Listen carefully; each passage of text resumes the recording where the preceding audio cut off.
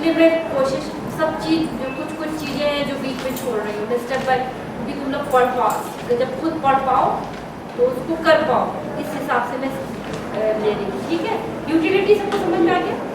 अब मान लो यूटिलिटी एक रोटी खाने से कितनी यूटिलिटी, कितनी वांट सेटिस्फाई होगी, क्या 8 में डाल सकते हैं? क्या हम ये हमने रोटी खाई हम ये बोल सकते हैं हमको 8 यूटिलिटी मिली?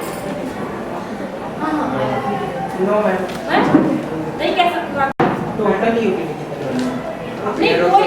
हम मान लो हमने पानी पिया, हमारी प्यास बुझ गई, what you will write in place of M? T, और in place of U? U. mu is addition to tu. When one more, whenever you are calculating marginal, what you have to write? 1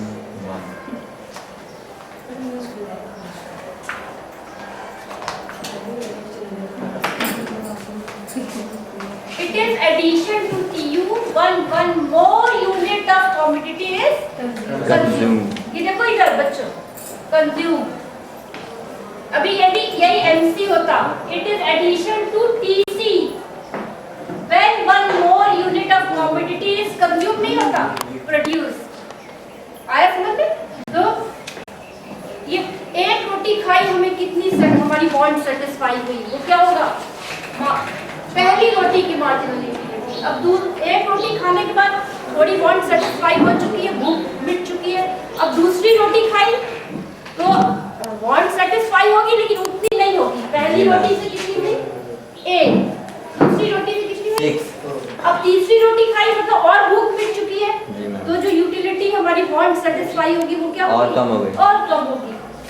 चौथी रोटी से और कम, पांचवी रोटी पेट भर गया, छठी रोटी में उल्टी आने लगी क्योंकि पेट क्या हो गया? ओवरलोड, ज्यादा भर गया।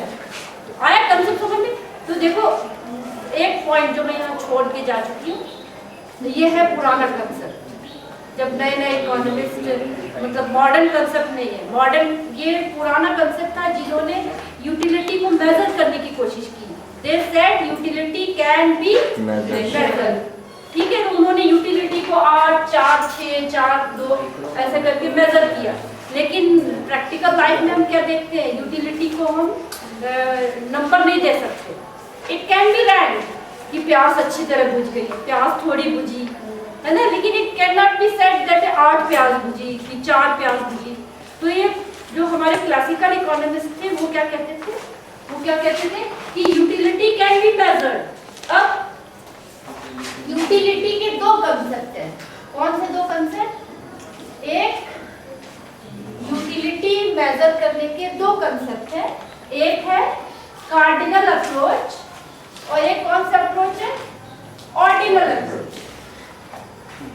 ठीक है, in cardinal approach utility can be measured in numbers, but in ordinal approach what economists told, utility cannot be measured, it can be ranked only. Rank means what we can say, जैसे तुम लोग 5 subject पढ़ते हो, एक subject तुमको ज्यादा पसंद है, तुम बोलोगे ये मुझे ज्यादा अच्छा लगता है, दूसरा सब्जेक्ट उससे कम, तीसरा सब्जेक्ट उससे कम। ये नहीं कह सकते कि पहला सब्जेक्ट 100 अच्छा लगता है, दूसरा सब्जेक्ट 80। तो ये इकोनॉमिस्ट क्या कहते थे? Utility can be measured in number, but what ordinal economist, what modern economist say, it can not be measured in numbers, it only can be compared कि किससे ज्यादा सेटिस्फेक्शन मिला, किससे कम मिला। तो यदि हम एक रोटी, पहली रोटी खाएंगे उससे सेटिस्फेक्शन ज्यादा मिलेगा, दूसरी रोटी से उससे कम मिलेगा, तीसरी रोटी से उससे कम मिलेगा। इस अप्रोच के according utility can be only compared, it can be ranked. For by this approach what we say, measure in number, it can be measured in numbers. ठीक है, तो when we are considering this approach, which approach? Cardinal approach. Here we are going to study consumers equilibrium. Consumers equilibrium.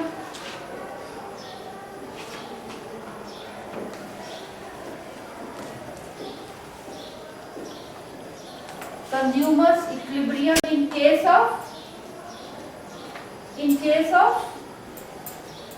one commodity.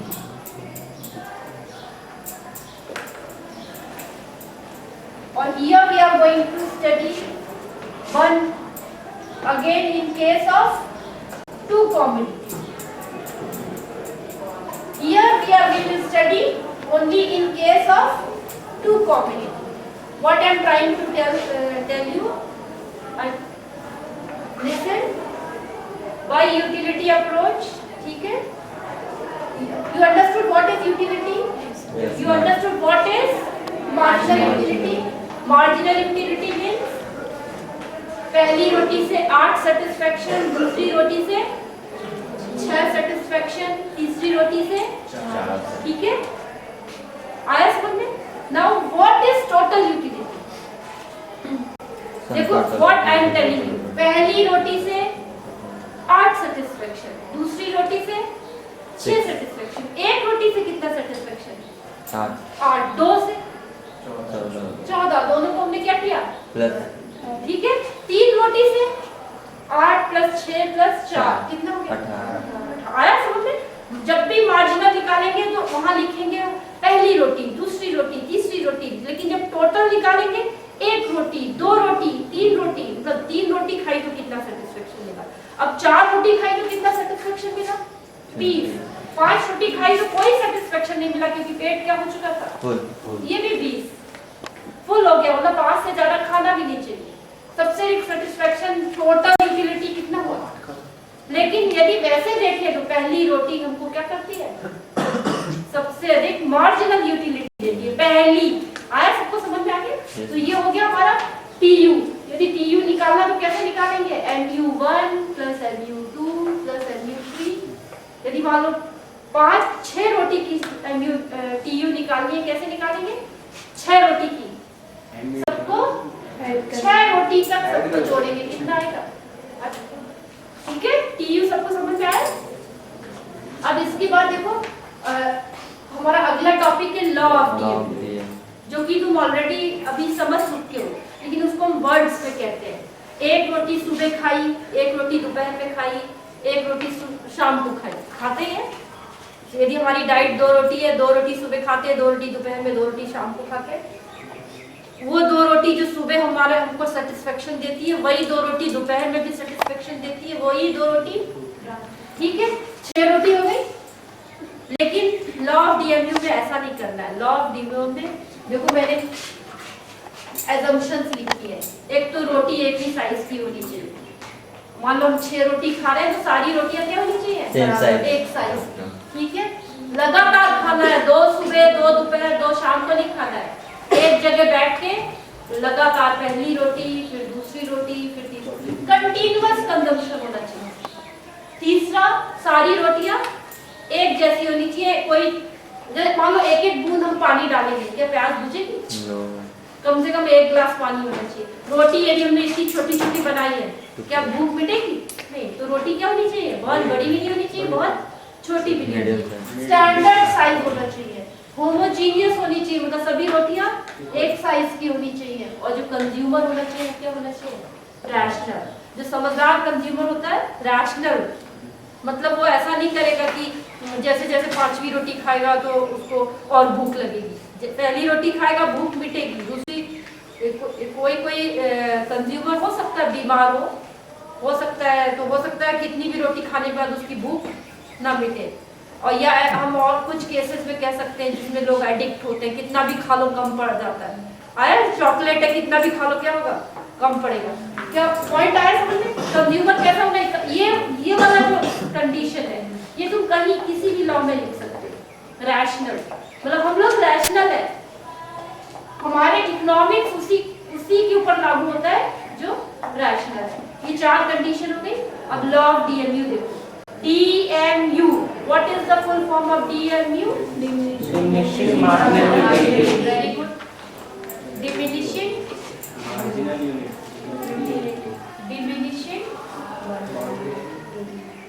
marginal utility.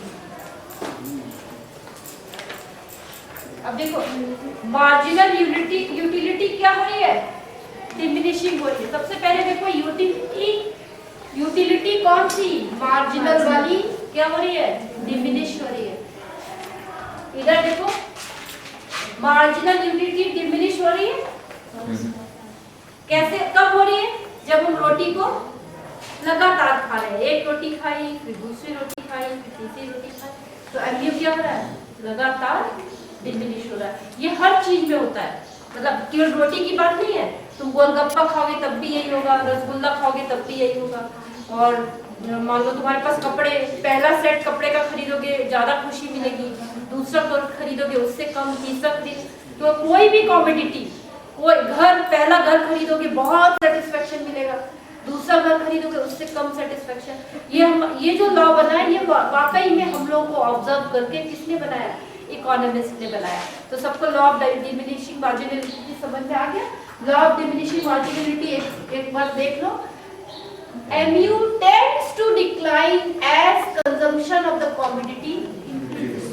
जैसे जैसे हम next unit of commodity खाते जाएंगे, उससे मिलने वाली मार्जिनल यूटिलिटी डिमिनिश होती जाएगी। और यदि हम तब भी खाते जाएंगे तो मार्जिनल यूटिलिटी जीरो हो जाएगी, तब भी खाते जाएंगे तो मार्जिनल यूटिलिटी क्या हो जाएगी, नेगेटिव। अभी बच्चों देखो, अभी हम कार्डिनल और ऑर्डिनल पढ़ेंगे थोड़ी देर में, ये मिटा देती हूँ क्योंकि जगह नहीं।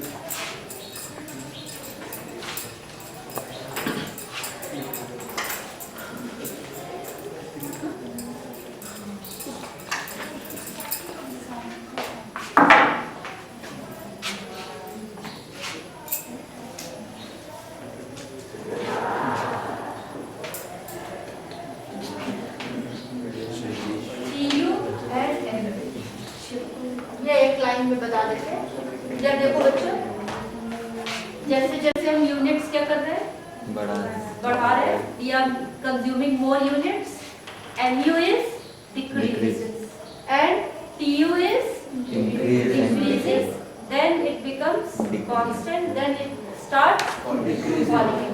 MU is decreasing, it becomes zero and then it becomes negative. Now this we will be showing by a diagram. Here we will show what? What we will show? Units of commodity.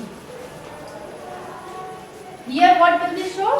Marginal utility and total utility. Just see marginal utility. Marginal utility is continuously falling. It becomes zero and it becomes negative.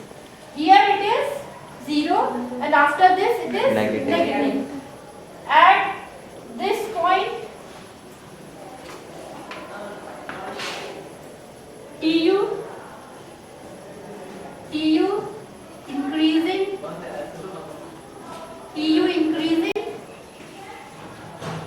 then it becomes constant, then it starts falling. What is this? T. Now you can see, you see the table, then you see the diagram. MU is falling, but MU is positive.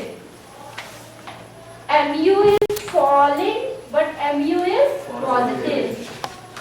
When MU is falling and it is positive, TU is increasing. First point. Relation between TU and MU में first point. What is first point? When MU is falling, TU is increasing, and because MU is, listen, when MU is falling but MU is positive, TU is increasing. When MU is zero, TU is constant. When MU is zero, TU is constant. See, constant. When MU is negative, when MU is negative, MU is negative, TU is, MU is negative, TU is falling. 3 points you understood? Relation between relation between MU and EU, what you will do if it comes in exam, you draw the diagram, you can draw a schedule and you write 3 lines. When as more and more units of commodities are consumed, MU starts falling, but MU is positive, then TU is Increasing. increasing. When MU is 0, TU is constant. When MU is negative, TU is Fall. understood?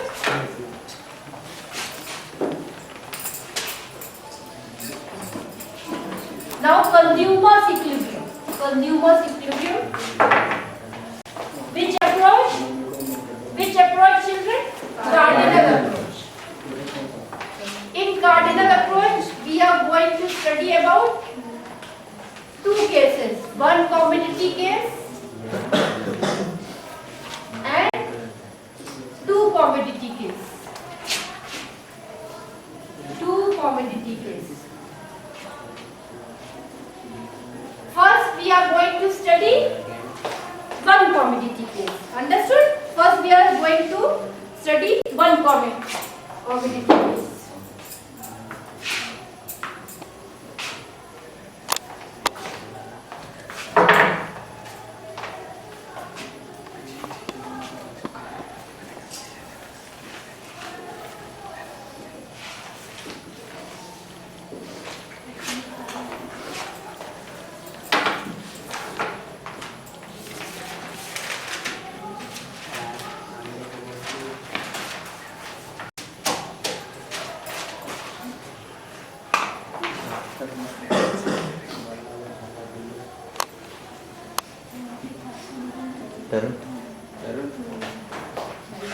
बेटा ये लगा ये सबको समझ में आ गया ना?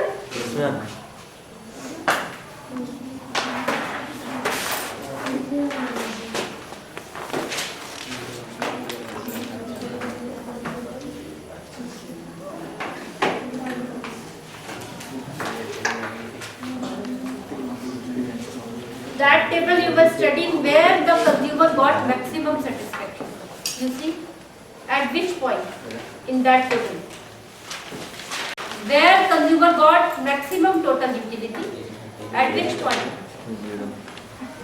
When he consumed how much quantity? 4. There TU is maximum. Now consumer's equilibrium in case of 1 commodity. First, you should know the meaning of equilibrium. Equilibrium means there is no tendency to change. यदि 4 रोटी खाने से सबसे अधिक satisfaction होता है, हम रोज क्या करेंगे? 4 ही रोटी खाएंगे. हर आदमी ऐसे ही करता है ना, लगभग रोज हम 3 खाते हैं तो लगभग 3 ही खाते हैं, किसी दिन हम 4 खा लेते हैं. ठीक है? यदि हमको 5वीं रोटी खाने से अच्छा नहीं लगता है, इसका मतलब सेटिस्फाई हमारी बॉन्ड क्या हो रही है, वो हमको नेगेटिव यूटिलिटी दे रही है, हम 5वीं रोटी नहीं खाएंगे. ठीक है? When a consumer is in equilibrium, when there is no tendency to change, he wants to eat only 4 rotis because there he is getting maximum satisfaction. You understand what I said? Maximum satisfaction. The basic meaning of consumer's equilibrium is consumer will be in equilibrium at the point where he is getting maximum satisfaction. He will not change his rotis. Neither he will eat 3 rotis, nor he will eat 5 rotis. How many rotis he will eat? 4 rotis, because what happened, child? Because he is getting their maximum satisfaction. You understood the definition of consumer's equilibrium? Now we are considering 1 commodity case. Means the consumer is eating or consuming only 1 commodity at a time. ठीक है? एक ही रोटी खरीद रहा है, एक ही रोटी खा रहा है. ठीक है? मतलब रोटी खा रहा है, रोटी और फ्रूट्स दोनों नहीं खा रहा है, एक ही चीज. ठीक है? या पानी पी रहा है तो पानी पी रहा है. यदि तो हम क्या कंसिडर कर रहे हैं? 1 commodity केस. ठीक है? अब देखो बच्चों, a consumer is said to be in equilibrium when he is spending his income on on various goods in a way he maximizes his utility. ये जनरल डेफिनेशन है, जब वन कॉमोडिटी भी नहीं हो और टू कॉमोडिटी भी नहीं हो, तो ये डेफिनेशन तुम कहीं भी लिख सकते हो। लेकिन अब in case of one commodity satisfaction पता करना, उसको मैक्सिमम मिला कि नहीं मिला, तो ये कंडीशन बाजार में हो जाएगा। मान लो उसका प्राइस देखेगा 100 रुपए का, यूटिलिटी उससे 90 ही मिल रही है, उसको नहीं खरीदेगा। किसको कंपेयर करेगा? प्राइस मान लो एक एलसीडी है, एलसीडी बाजार में 1 लाख का है, लेकिन तुम्हारे लिए यूटिलिटी वो 5 पैसे की भी नहीं रखती, खरीद के लाओगे। लेकिन स्कूल उसको खरीद के लाएगा क्योंकि वो 1 लाख रुपए बहुत है। आया समझ में? पॉइंट आ रहा है? इकोनॉमिक्स की बुक तुम खरीद के लाओगे, इकोनॉमिक्स की बुक 200 रुपए की है और इकोनॉमिक्स की बुक तुम्हारे लिए यूटिलिटी भी रखती है। लेकिन साइंस वाले 200 रुपए की बुक है, लेकिन उसके लिए उनकी यूटिलिटी 0 है, तो वो इकोनॉमिक्स की बुक नहीं खरीदेंगे। पॉइंट आ गया समझ में? तो कंडीशन क्या है in case of one commodity में? कंडीशन कहां पर उसको मैक्सिमम सेटिस्फैक्शन